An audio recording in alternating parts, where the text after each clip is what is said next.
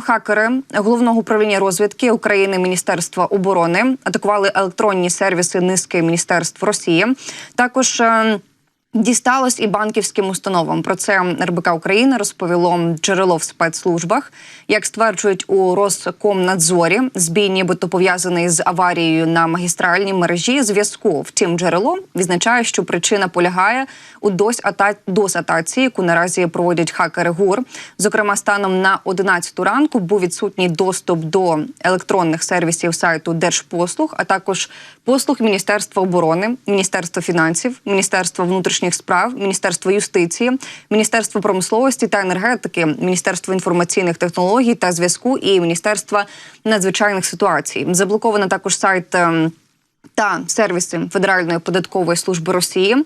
Недоступні послуги деяких банківських установ, серед яких Сбербанк і Альфа-банк, зафіксовані перебої і в роботі ВКонтакті. Про відсутність доступу до мережі також стверджує об'єднана авіабудівельна компанія, чию роботу також було паралізовано. Зокрема, дісталося російському хмарному сховищу Гособлака. Ба більше, в низці регіонів протягом останніх днів також не працюють державні реєстри РАКС, через що росіяни жаліються на скасовані весілля. Про інші операції хакерів ГУР лише нещодавно хакери перехопили листування між головою парламенту Росії та диктатором Владимиром Путіним. Останньому пропонували після так званих виборів посилити контроль Україні і конфронтацію з країнами Заходу. І пригадаємо, що в кінці лютого було також атаковано найбільший інтернет-портал у Росії mail.ru, внаслідок чого частина користувачів втратили доступ до облікових своїх записів. І також не цими атаками єдиними, тому що з'явилася інформація з посиланням на Sky News, що іспанська компанія Santa Barbara Systems, яка займається ремонтом танків «Леопард» для передачі Україні, зазнала кібератаку з боку росіян. Її сайт припинив роботу, і, як пише видання, представник аерокосмічної та оборонної компанії General Dynamics, до складу якої входить Santa Barbara Systems, заявив, що аналіз причин збою роботи сайту все ще продовжується, і, за його словами, всі операції у Європі не порушені. При цьому хакерська група No Name взяла на себе відповідальність за DOS-атаку сайту Santa Barbara Systems, і сказано у повідомленні хакерів країни-агресора наступне, що ми направили наші DOS-ракети проти сайтів у русофобській Іспанії. Це цитата. Варто зауважити, що Santa Barbara Systems займається збиранням танків «Леопард» та артилерії для іспанської армії,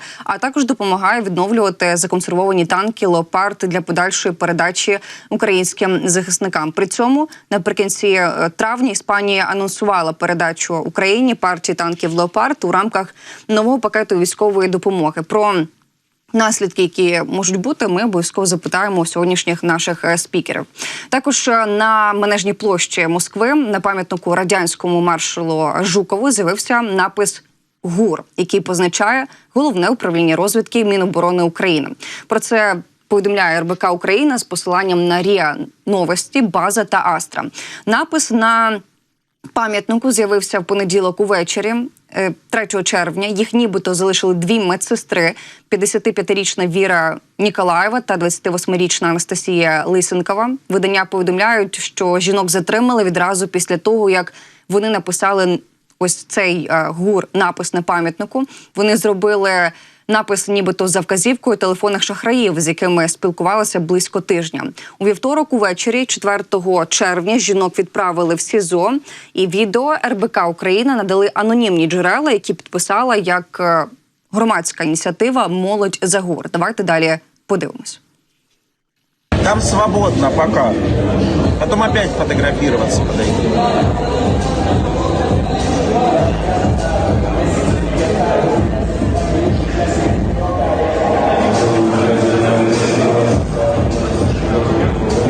Навести еще немного.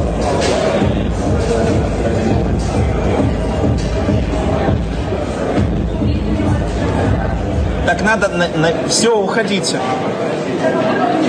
Все, направляйтесь домой.